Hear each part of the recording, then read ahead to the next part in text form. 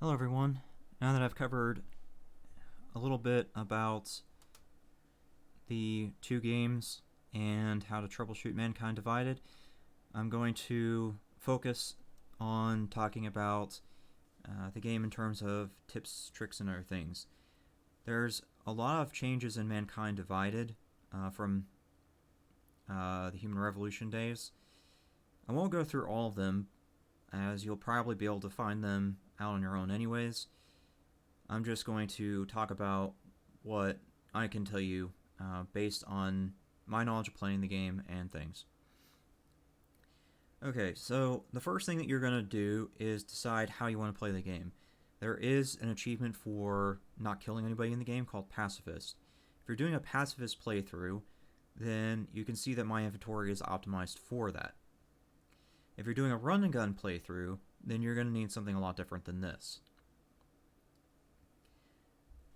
I'll go ahead and cover the pacifist part, and then we can talk about run and gunning, as they require two different setups. For a pacifist playthrough, you really should only need these two weapons, and you can get both of them at the very start. The one up here is the tranq rifle, and this one down here is the 10mm pistol.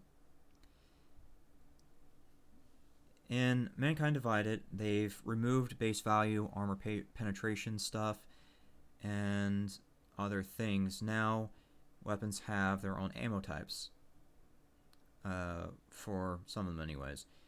So the tranq rifle will be your long-distance incapacitation. For anything closer than that, you're going to be using your takedown, which is built into you. It's standard. You hit Q for that. Then, for anything that the tranq rifle can't do, you have the 10mm pistol. You'll notice I have both EMP and lethal rounds. When doing the pacifist playthrough, it only counts human lives, meaning that it's safe to destroy drones. For that particular purpose, I have lethal rounds to make that happen.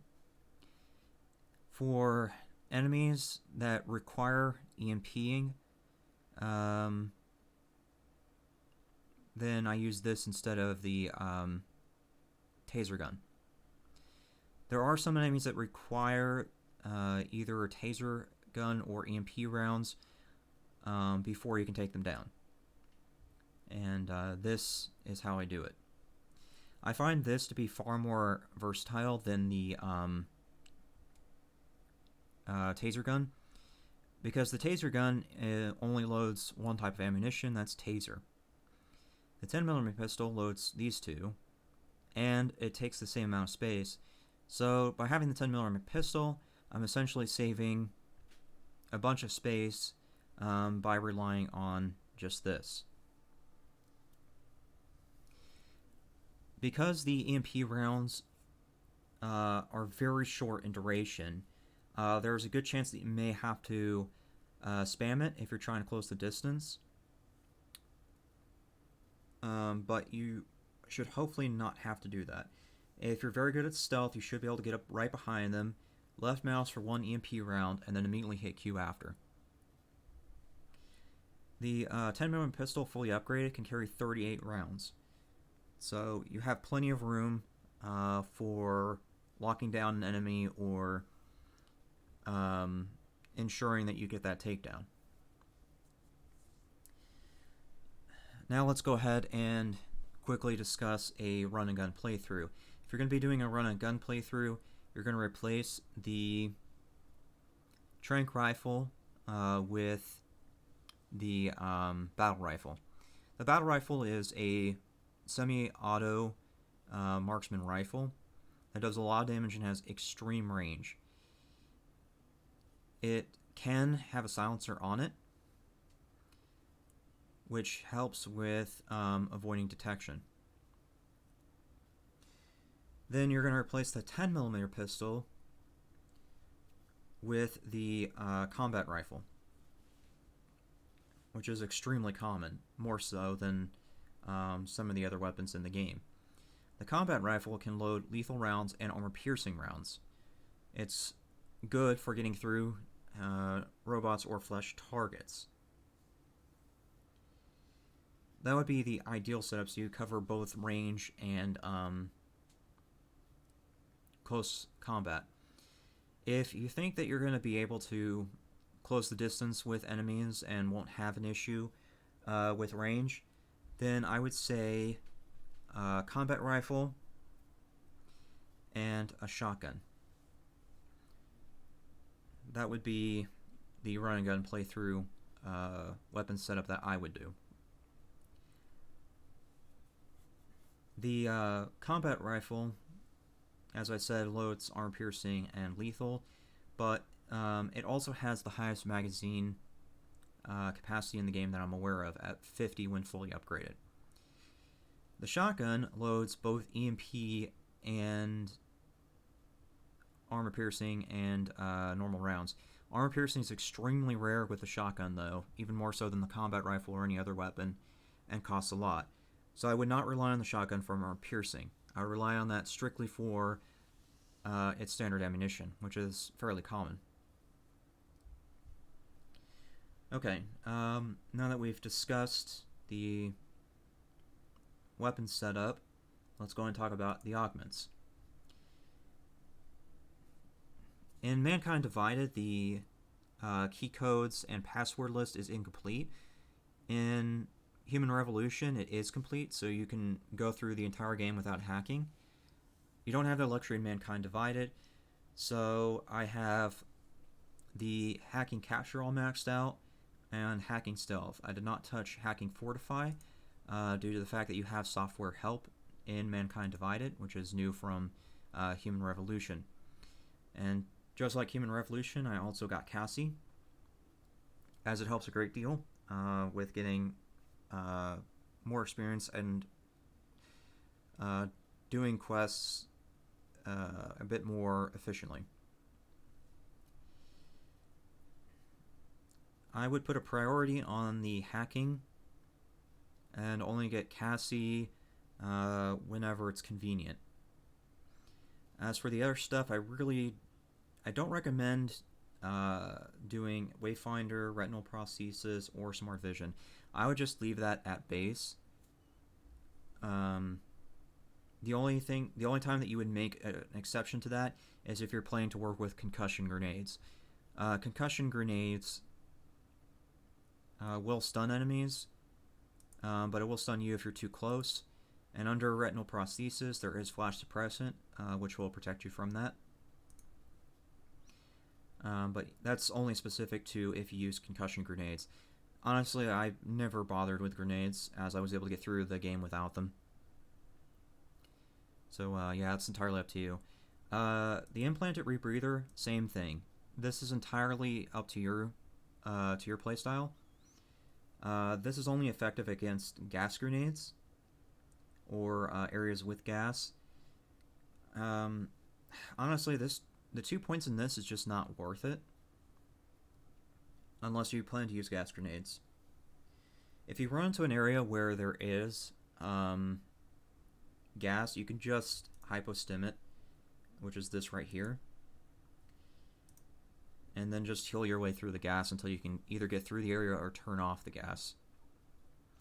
The energy and health stuff, that's of course going to be important no matter which playthrough you're doing. For energy, I do recommend getting the extra capacity and the recharge. The recharge delay, I would not bother with unless you have spare points. For the health, same thing. I would only bother with your health bar and only getting the regen if you have spare points, or if you're doing a run and gun playthrough. Because hypostims seem to be more common than BioCells, you shouldn't have an issue maintaining a full health bar.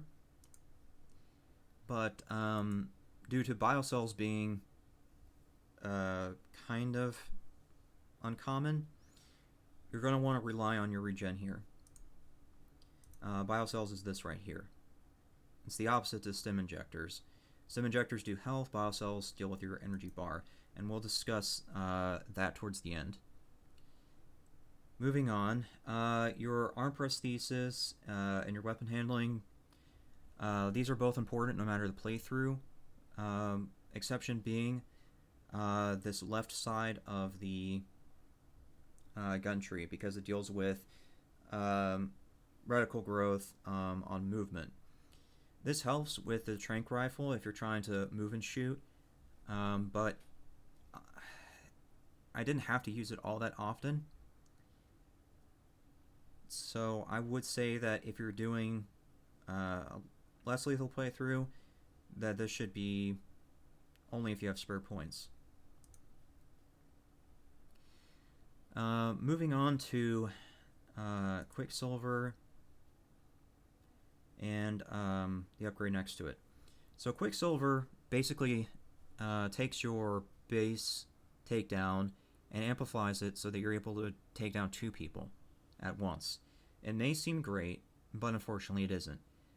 I've only used this 3 times total in one playthrough. It's not worth the 2 points.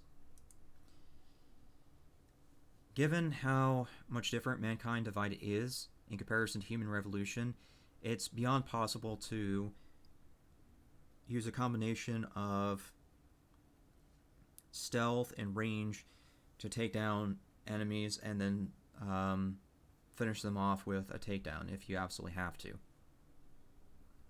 So that's not worth it. Icarus Landing is a different story. This does help a lot more than the quick reflex thing, but not as much as the other implants. For most of your falls, I'm fairly certain you can quote-unquote tank it if your health bar is at max. I can maybe test that at a later time with a different playthrough. But yeah, this is something that I would only buy if you have spare points. Moving on to Glass Shield Cloaking and Dermal Armor. Glass Shield Cloaking helps you get through the entire game no matter what playthrough you're doing. It helps you by giving you time to line up a shot or just completely avoid enemies altogether.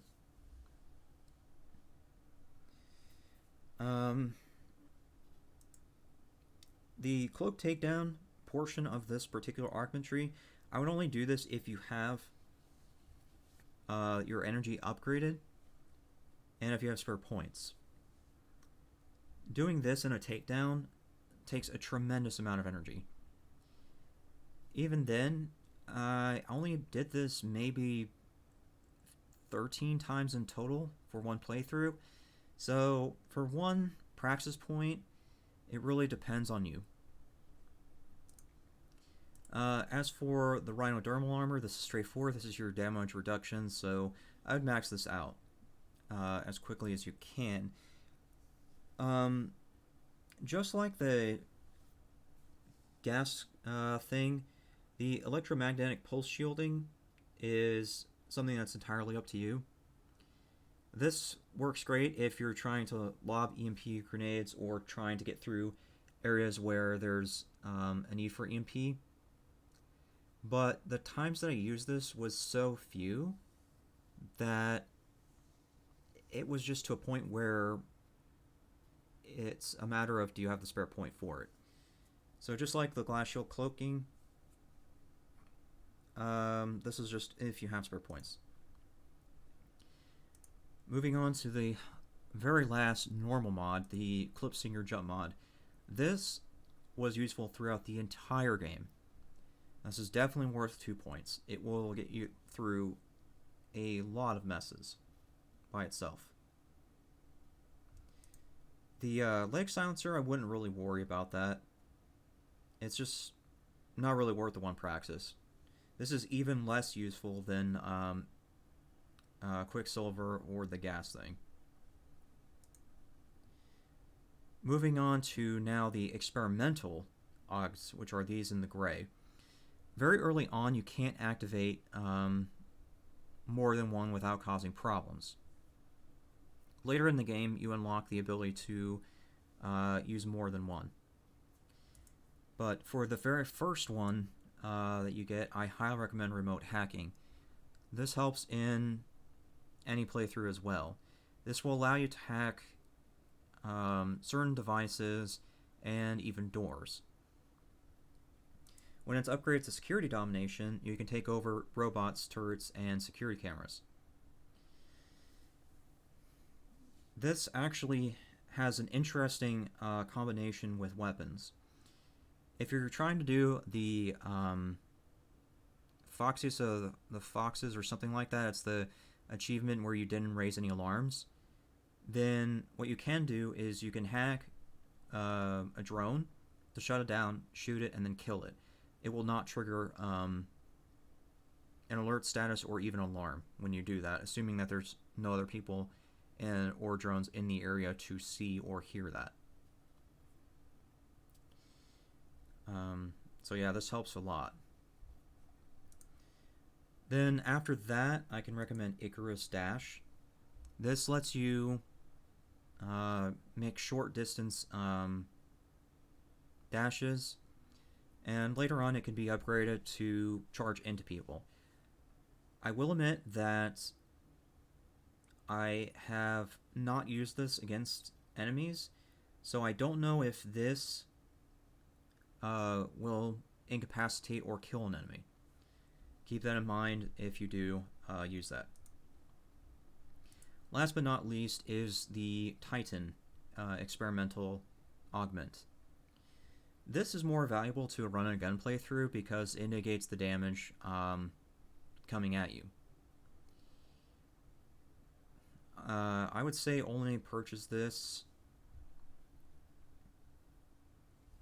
if you're doing that. I would focus on everything else otherwise.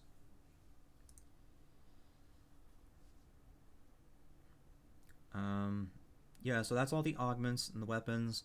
Let me go ahead and finish by talking about the merchants. There are different merchants throughout the game, and each merchant will pay more for a certain item. Because I'm avoiding spoilers, I won't tell you which merchants, but I can tell you that you can go to the Deus Ex wiki, and you can look for a merchant list there if you want to spoil yourself and learn which merchants pay more for which. But yeah, that's the most I have. Thanks for listening.